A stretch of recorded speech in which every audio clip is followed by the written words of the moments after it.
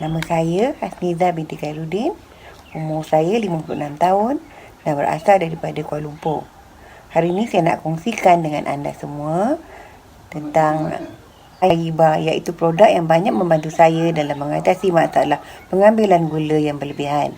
Memandangkan saya mengidap penyakit diabetes, faham-faham sajalah ya, apabila usia dah semakin meningkat, ada saja penyakit yang datang meninggal. Antaranya sakit sendi, mudah letih, dan sekarang semestinya sangat takut dengan adanya penyakit diabetes ni.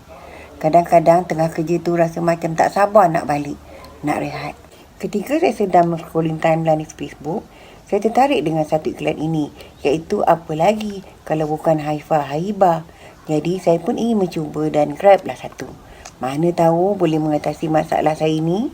Selepas mengamalkan Haiba ini, saya perasan saya lebih bertenaga dalam melaksanakan tugas-tugas harian. Yang paling penting, sugar blood saya semakin menurun serta dapat mengawali saya daripada pengambilan gula yang tinggi. Rasa sangat seronok dan happy tak terkata. Kalau anda semua nak tahu, kandungan Haiba ini pula terdiri daripada makanan sunnah tau, iaitu habatus sauda dan peria. Dan of course, yang paling penting sekali, ia produk lulus daripada KKM. Baru yakin dan tidak rasa was-was untuk amalkan.